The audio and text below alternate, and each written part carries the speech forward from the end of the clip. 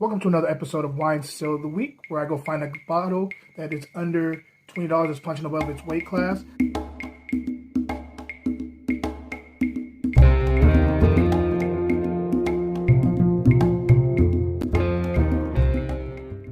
Hey, what up, everybody? It's another week, and I'm back. Still rocking. Happy Wine Still of the Week. We have a really good episode for you today. And yeah, man, before I get into all those, I remember all my friends got pregnant early, like in their early 20s and stuff. A lot of my, not all my friends, but a lot of my friends got pregnant early in early 20s, had kids or whatever. And I remember them saying, like, you know, they would feel guilty when they're doing anything other than, like, you know, raising their kid. Like, even if you went back to work after maternity or paternity leave, you still felt guilty about, like, you know, not being around for the early stages. And I always be like, yo, you can balance it out, but now I'm in the midst of it. I'm feeling it a little bit, even with doing these. As much as I love this, and I'm going to continue to do it, it's just like, sometimes I'm like, man, I need to be around him. You know, I got to make sure he's, like, I don't know, it's a little different. It's weird for me. Not something I thought would happen to me, but it is slowly but surely happening to me. On top of that, the other thing I need to remind people who are over 40 having newborns, remember to stretch, because I know my partners who had the kids early, in the early 20s, they didn't have to worry about this, but like moving this kid around and doing all this stuff, you may pull a muscle. And so every morning I'm just having to stretch and make sure all the limbs, all the hips, everything is okay, because he's moving and I am trying to catch up. So anyway, you guys are not here for that. I'm sorry to go into the baby stuff. You guys are not here for that. You're here for the wine. So let's get into the wine. Today we're in one of my favorite areas, period, in the world. We're in Spain, and we're in Ribera Del Duero. Now, if you are into Spanish wines, there are 3 areas that you really need to know about. There's a lot of other places that I love to the same level as these areas too. But the 3 levels that the 3 different areas you need to know about is Rioja, Priorat, and Ribera Del Duero. On this wine, we're talking about the Aronia. This is out of Ribera Del Duero, as I said, and this is Crianza, so it's a high level of wine, class of wine in Spain, 2015. So it has some age on it, and this is 85% Tempranillo, 15% Merlot. So here you guys can see that label, hopefully. Beautiful label, right? Understated, but still beautiful. I'm digging it. But let's get right into this wine. On the nose. So I'm getting I'm getting a cranberry thing going on here too. Like a little bit more of a riper cranberry. Perfectly ripe red cherries going on here too. Definitely some tobacco, like this really nice, like kind of sweet tobacco note on the nose. I'm getting some spice. I'm getting like a little bit more of like a kind of a hickory spice here too. There's a bit of vanilla here. There's a bit of like a kind of a vanilla bean going on here.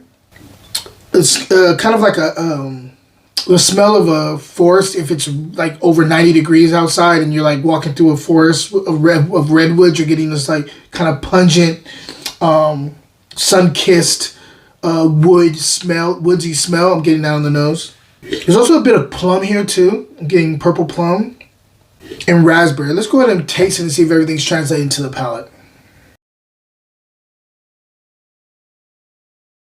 Talk about structure first. By the way, this is delicious. Let's talk about structure first. Very approachable. I would say this is a medium-bodied wine, venturing almost to medium plus, but not there yet. Medium-bodied wine, very soft on its approach. Tannins are soft, supple tannins, almost velvet-style tannins, with the fruit kind of tiptoeing down the palate. Acid is higher. It's medium acid, but like the higher level of medium acid before it goes into medium plus.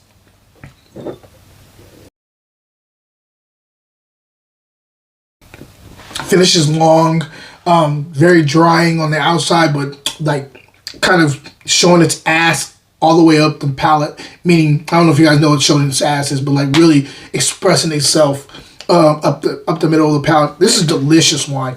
Let me taste a little bit more. So, really, it changes on the palate compared to the nose. On the palate, that raspberry thing is jumping out quite a bit up initially. And just to get into the second quarter, you're getting some of that cranberry thing going on that I was talking about. It gets a little bit more earthy and herbal in the mid palate, so you're getting kind of like a green herbal kind of earthy thing going on there, like more tertiary, I would say.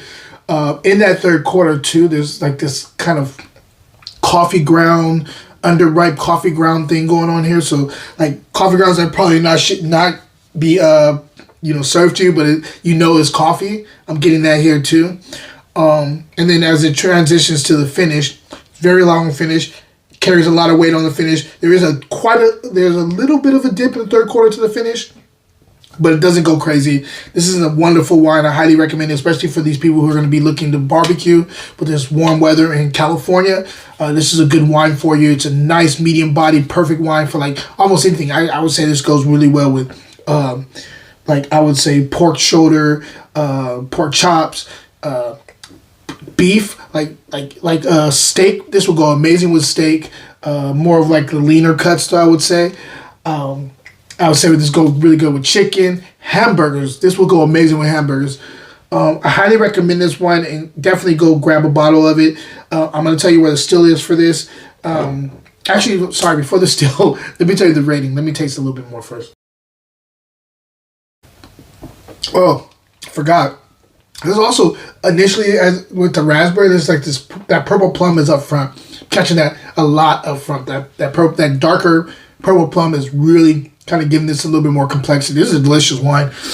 If I'm scoring this wine still of the week, will be right back.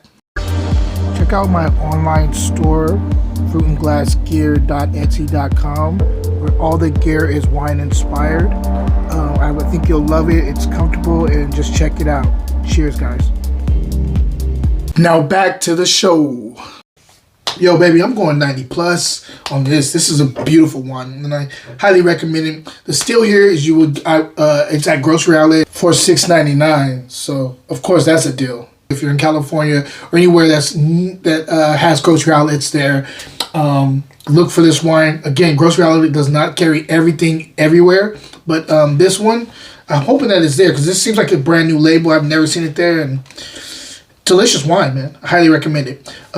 Also, by the way, I got nominated as Sommelier of the Year on the Wine and Culture Fest event they throw every year in Atlanta.